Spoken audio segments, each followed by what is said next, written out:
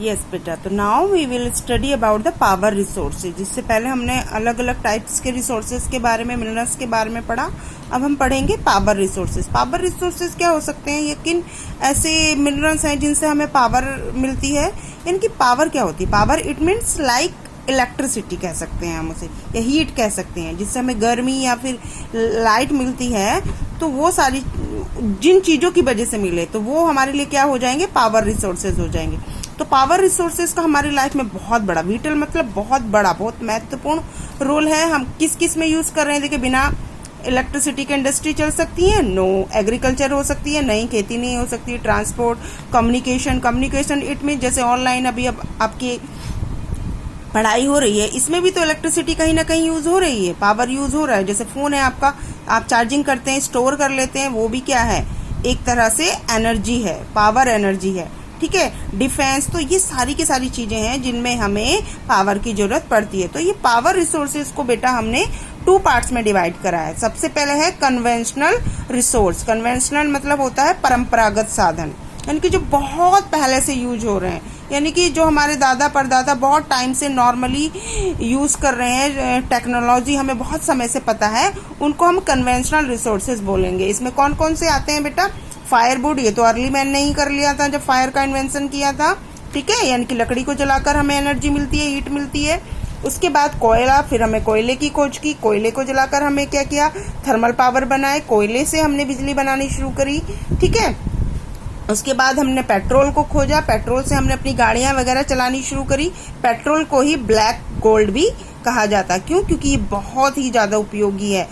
ऐसा माना जाता है जिस देश के पास जितना पेट्रोल और कोयला होगा वो उतना देश आगे उन्नत होता है। ठीक है, इसमें पढ़ेंगे, आप अपनी बुक्स जरूर पढ़ ले डिटेल में। उसके बाद क्या होते हैं ये सारे, ये भी देख लें बेटा।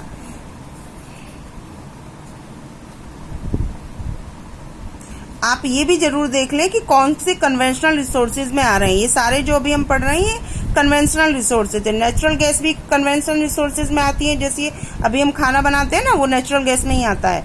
और हाइड्रो पावर, यानी कि हमने बिजली बनाना भी फिर सीख लिया था।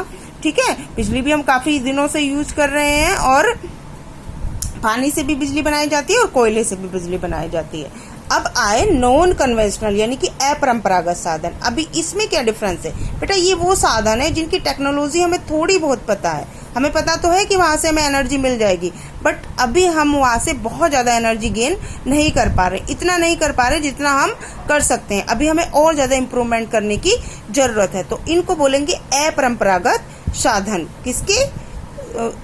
एनर्जी के, पावर एनर्जी के। सबसे पहले आएगा सोलर एनर्जी। देखिए, सोलर एनर्जी का हम यूज तो करते हैं, बट इतना नहीं करते जितना हम कर सकते हैं। यानी कि आपको पता है कि ये कैसा है, हमेशा रहेगा। सन से हमें बहुत हीट मिलती है, इसका हम बहुत ज्यादा यूज करते हैं। लेकिन अभी हमारे पास इतनी टेक्नोलॉजी नहीं है कि हम इसका और ज्यादा यूज करके और सारी चीजों को चला सके, क्योंकि अभी हमें सोलर एनर्जी से हम अपनी इंडस्ट्रीज नहीं चला सकते। ठीक है, अपने घर की लाइट बहुत समय तक, या रेफ्रिजरेटर वगैरह नहीं चला सकते। अगर हम अपनी टेक्नोलॉजी को और ज्यादा यूज करें तो हम सोलर एनर्जी का यूज और अच्छे से कर पाएंगे, इसीलिए इसको नॉन कन्वेंशनल बोला गया है। इसके अलावा कौन से हैं? विंड एनर्जी, यानी कि जो पवन चक्की होती है, इसका भी हमें और इम्प्रूव करने की जरूरत है। न्यूक्लियर पावर, न्यूक्लियर पावर में क्या होता है? यूरेनियम और थोरियम, ये 2 पदार्थ हैं जो अर्थ के अंदर ही पाए जाते हैं। अब इनको मिक्सअप करके क्या होता है? जलाया जाता है, तो इससे बहुत ज्यादा एनर्जी निकलती है, बहुत ही ज्यादा एनर्जी निकलती है। इससे क्या होता है? इससे हम बिजली बना सकते हैं। तो लेकिन अभी ये पर्याप्त मात्रा में नहीं है, कम ही मात्रा में हो रहा है, इस पर और रिसर्च जारी है। ठीक है, ये इसका पिक्चर दिखाई गई है कि न्यूक्लियर एनर्जी किस तरीके से बिल्डअप होती है, बनती है। अब इसके बाद में क्या है? Geothermal energy. जियोथर्मल एनर्जी क्या होती है बेटा? जो हमारी अर्थ होती है वो अंदर से बहुत हॉट है।